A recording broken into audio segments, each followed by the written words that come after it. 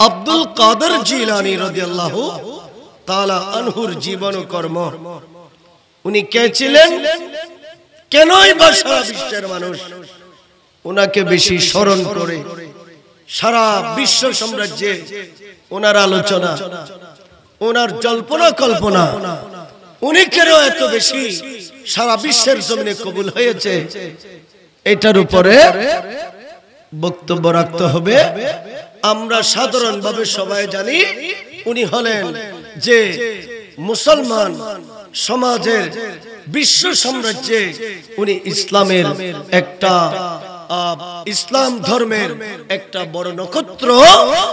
আল্লাহ পাক যে বিভিন্ন ভাবে সারা বিশ্বের জমিনে ইসলাম ধর্মের আলোকে ছড়িয়ে দেওয়ার জন্য, যেভাবে নেটওয়ার্ক পাওয়ার জন্য বিভিন্ন ভাবে রাডার বসানো হয়, ওইভাবে আল্লাহ ইসলামের আলো পাওয়ার জন্য সারা বিশ্বের প্রত্যেকটি দেশের রন্ধ্রে রন্ধ্রে আল্লাহ একটা রাডার বসিয়ে দিয়েছেন। আর ওই রাডার গুলোর হেডকোয়ার্টার যিনি, উনি হচ্ছেন গৌসে আজম দস্তগীর আব্দুল কাদের জিলানী। আরো জোরে বলেন না সুবহানাল্লাহ। আমার রাসূল একটা হাদিসে পাক বলেছেন, ক্বালান নবী সাল্লাল্লাহু তাআলা আলাইহি ওয়াসাল্লাম, আনা খাতিমুন নবীয়্যিন লা নবিয়্য বা'দি। আমার রাসূল বয়ান করেন, আমি রাসূল হলাম সর্বশেষ নবী। আল্লাহ যতগুলো নবী রাসূল পৃথিবীতে প্রেরণ করেছেন, ওই সমস্ত নবী রাসূলের মধ্যে আমি হলাম সর্বশেষ রাসূল। আমার পরে এই পৃথিবীর জমিনে আর কোন নবী আসবে না।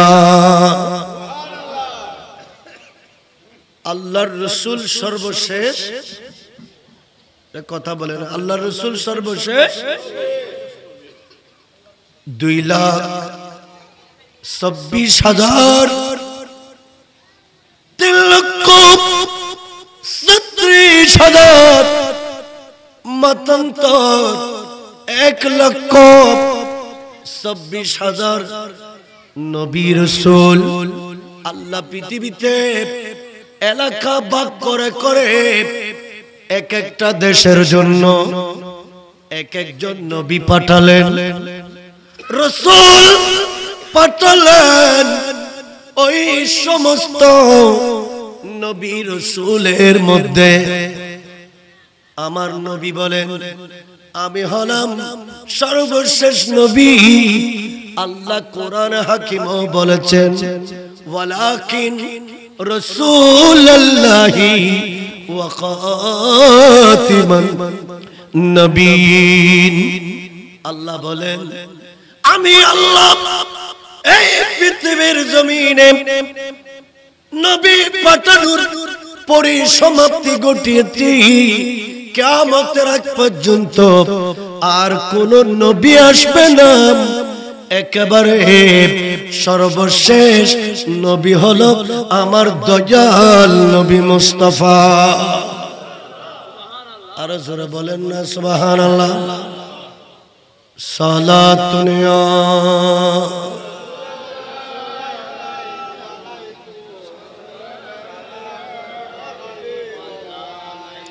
हर के इश्क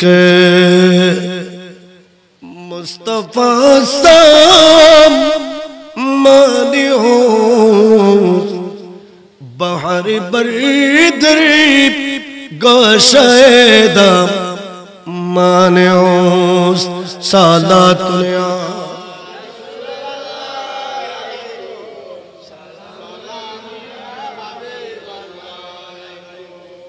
সর্বশেষ রাসূল, সর্বশেষ তবে একটা কথা আছে এখানে, আদম আলাইহিস সালাম 1000 বছর পৃথিবীতে ছিলেন। উনি পৃথিবীর জমিন থেকে চলে যাওয়ার সাথে সাথে ওনার শরীয়তটা বন্ধ হয়ে গেছে, শরীয়ত ক্লোজ হয়ে গেছে, বন্ধ হয়ে গেছে। আরেকজন নতুন নবী আসছে, ওনার শরীয়ত শুরু হলো। আবার উনি যখন চলে গেলেন, ওনার শরীয়ত বন্ধ হয়ে গেছে। আবার নতুন একজন নবী আসলেন, ওনার শরীয়ত নতুন করে কি হলো? চালু হলো। 2,26,000 নবী রাসূল পৃথিবীতে এসেছেন বটে, কিন্তু কোন নবী রাসূলের শরীয়ত বাকি নেই, সব ক্লোজ হয়ে গেছে। আর আমার প্যারা নবী মুস্তাফা পৃথিবীর জমিন থেকে চলে গেলেন, প্রায় 1,500 বছর হয়ে গেছে। তবে আল্লাহর বড় দয়া, এখনো মুস্তাফার শরীয়ত চালু আছে, এখনো মুস্তাফার শরীয়ত শুধু চালু আছে তাই না, মুস্তাফার শরীয়ত কিয়ামত পর্যন্ত থাকবে, বন্ধ হবে না। তো প্রশ্ন হলো, এতগুলি নবী রাসূলের শরীয়ত বন্ধ হয়ে গেছে, ওনারা যাওয়ার সাথে সাথে মুস্তাফার শরীয়তটা বন্ধ হলো না কেন? মুস্তাফার শরীয়ত কিভাবে চালু আছে? কারা চালু রেখেছে? এই মুস্তাফার শরীয়তকে কারা জিন্দা রেখেছে? আমার প্যারা নবী মুস্তাফা এই সম্পর্কে বলেন আমার রাসূল বলেছেন যে আন-নবুওয়াতু জিল্লুল্লাহ, আল্লাহ 2,26,000 নবী রাসূলকে যে আল্লাহ প্রেরণ করলেন, সমস্ত নবী রাসূলকে আল্লাহ একটা পাওয়ার দিয়েছে, সমস্ত নবী রাসূলকে আল্লাহ একটা ক্ষমতা দিয়েছে, আল্লাহ একটা এবিলিটি দিয়েছে, ক্যাপাবিলিটি দিয়েছে, এমন ক্ষমতা দিয়েছে, মানুষ মারা গেছে, জান দেওয়ার মতো, প্রাণ দেওয়ার মতো ক্ষমতা বিশ্বের কোন ল্যাবরেটরিতে নেই, কোন বিজ্ঞানী দিতে পারে না। কিন্তু আল্লাহ নবী রাসূলকে ক্ষমতা দিয়েছে, এরা মরাকে জিন্দা করে দিতে পারে। আর জোরে বলেন না সুবহানাল্লাহ। মানুষকে মরি গিয়ে দে, এবারে জান দিবের ক্ষমতা হলে কেতন আছে না? কারণ কি, ইখরিজুল হাইয়া মিনাল মাইয়াতি ওয়া ইখরিজুল মাইয়াতা মিনাল হাই ওয়া তারযুকু মান তাশাউ বিগাইরি হিসাব। আল্লাহ কোরআন হাকিমে স্পষ্ট বয়ান করে দিয়েছেন, মৃত্যু দেওয়ার মালিকও আল্লাহ, হায়াত দেওয়ার মালিকও আল্লাহ, রাখবেন আল্লাহ, নিয়ে যাব আল্লাহ। এইভাবে মানুষকে মৃত্যু দেবে আল্লাহ, মানুষকে হায়াত দেবে কে? হায়াত মত এগুলির মালিক দুনিয়ার বান্দারা মানুষকে হায়াত এবং মৃত্যু দেওয়ার ক্ষমতা, কিন্তু নবী রাসূলকে আল্লাহ এমন ক্যাপাসিটি দিয়েছে, এরা কিন্তু হায়াত মত আল্লাহর বান্দাদেরকে দান করতে পারে। আরো জোরে বলেন না সুবহানাল্লাহ। এটা একটা পাওয়ার, এটা একটা কি বলেন না, এটা একটা কি? লাইটের যেভাবে একটা পাওয়ার আছে, নবীদেরও এরকমের একটা সুপ্রিম অথরিটি পাওয়ার আছে। এই পাওয়ারের নাম হলো নবুয়ত। আর এই নবুয়তটা হলো আল্লাহর কুদরতের একটা ছায়া, আল্লাহ পাকের ছায়া হলো নবুয়ত। আর আল্লাহ নবী রাসূলদেরকে যে নবুয়তি দায়িত্ব দিয়েছে, ওই রকমের সর্বশ্রেষ্ঠ দায়িত্বটা আমি নবী মুস্তাফাকে দিয়েছে, আমাকে দিয়েছে। আমি সর্বশ্রেষ্ঠ ওই ক্ষমতা আল্লাহ পাওয়ার আল্লাহ আমি রাসূল, আমি নবী মুস্তাফাকে দান করেছে। এটা হলো আল্লাহর কুদরতের ছায়া। কিন্তু মুস্তাফার শরীয়তকে কিয়ামত পর্যন্ত পৃথিবীর জমিনে জিন্দা রাখার জন্য আল বেলায়াতু জিল্লুন নবুওয়া, আমার উম্মতের মধ্যে আল্লাহ একটা পাওয়ার দিয়েছে, সেই পাওয়ারটার নাম হলো বেলায়াত। নবীর পাওয়ারের নাম নবুয়ত, নবীর উম্মতের পাওয়ারের নাম হচ্ছে বেলায়াত। আর সেই বেলায়াতটা হলো আমি নবী মুস্তাফার নবুয়তের ছায়া। আরো জোরে বলেন না সুবহানাল্লাহ।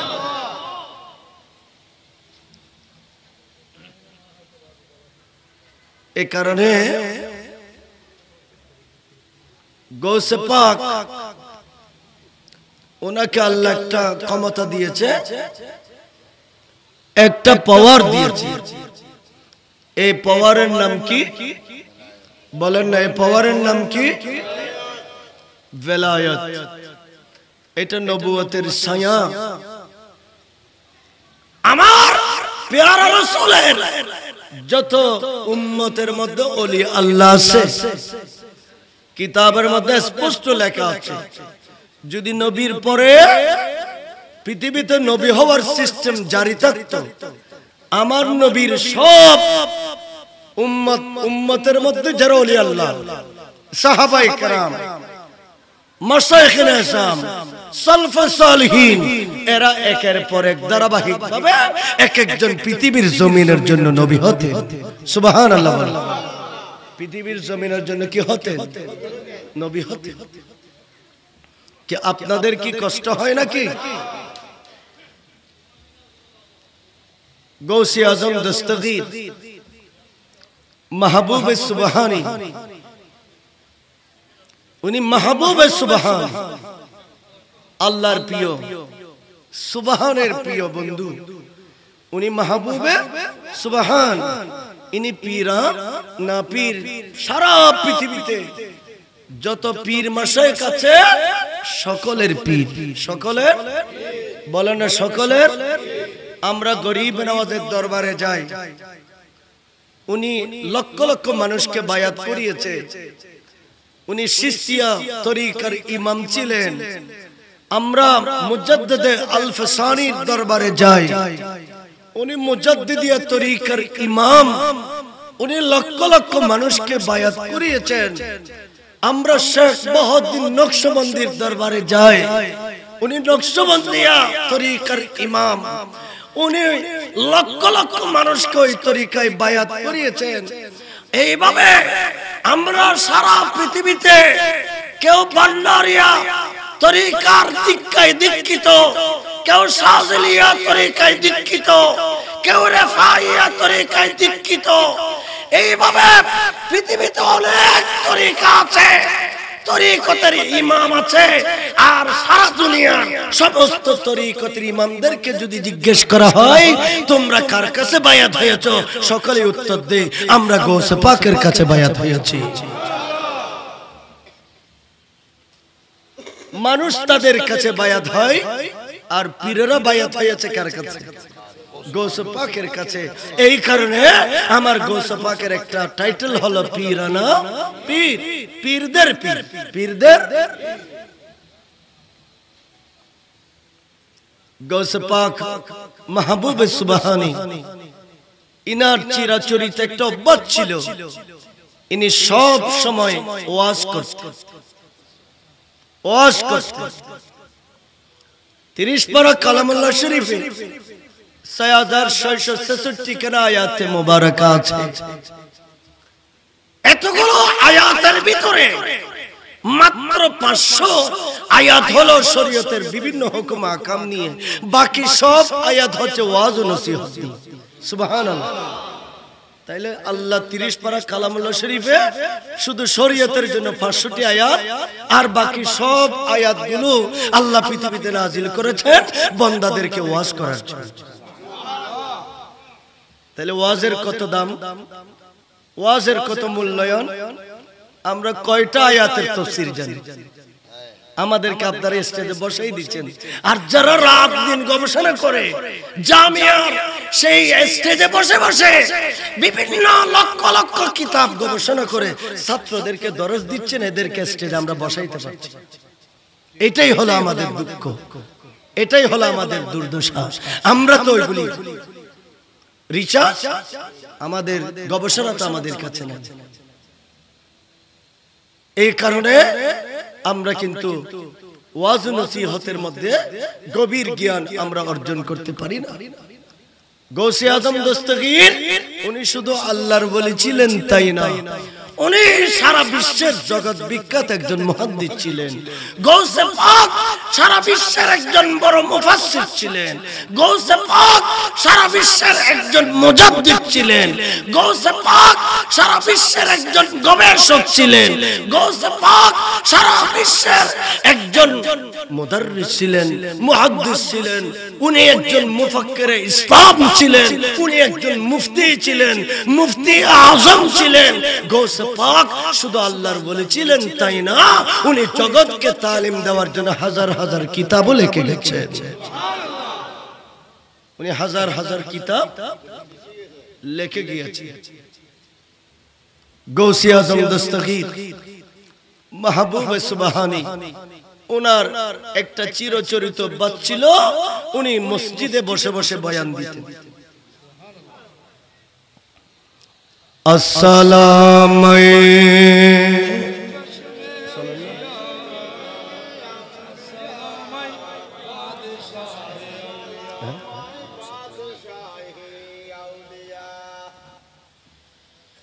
আসসালামু নূর চশমে তো ইবন দিল লাগে গো, ইবন দিল লাগে লাগে, ইবন দিল লাগে লাগে লাগে দো। আসসালামু আম্বিয়া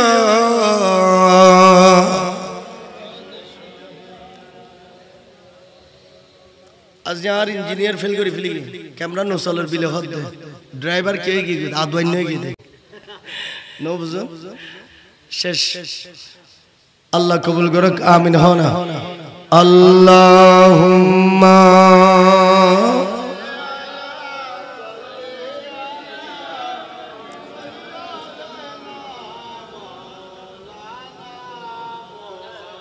व अला आली सैयदीना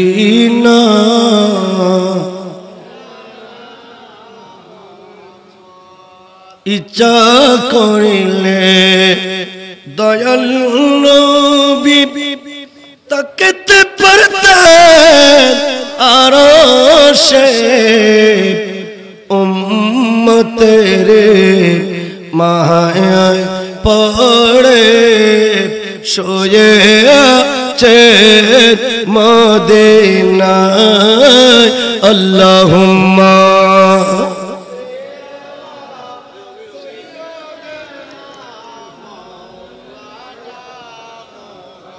व अला आली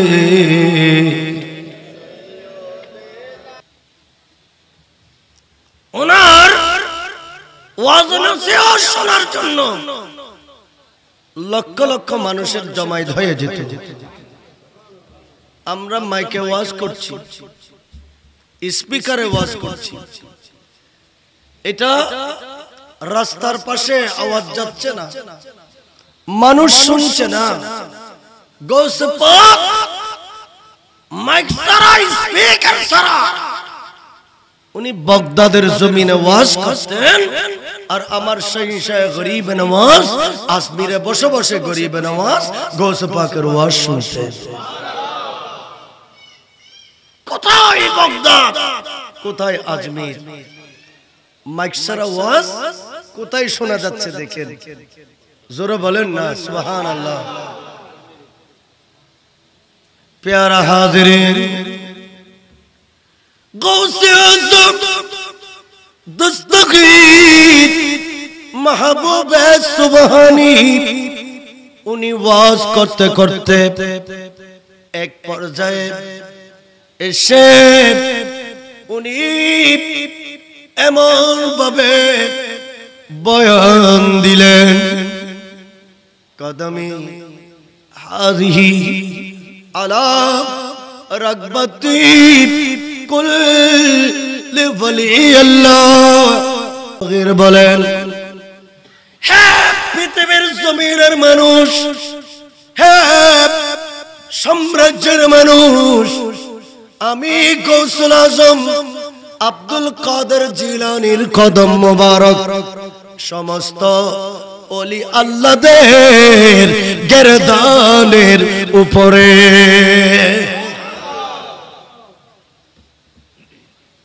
উনি যখন জজবায় এসে গেলেন, বক্তব্য রাখলেন,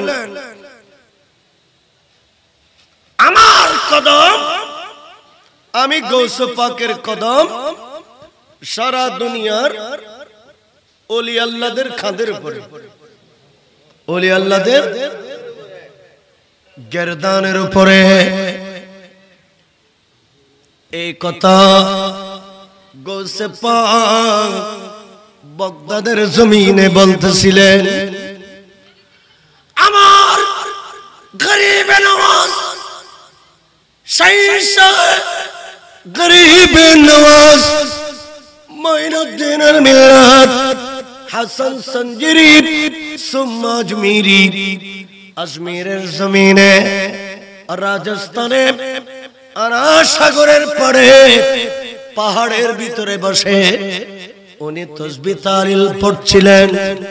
উনি যখন গৌস পাকের এই ওয়াজ করা শুনলেন, তখন ইনি বললেন, শুধুমাত্র ওলি আল্লাহদের গর্দানের উপরে আপনার কদম, তাই না, বল আইনি ওয়ারাসি, ইনি গর্দানটা ঝুঁকিয়ে দিলেন।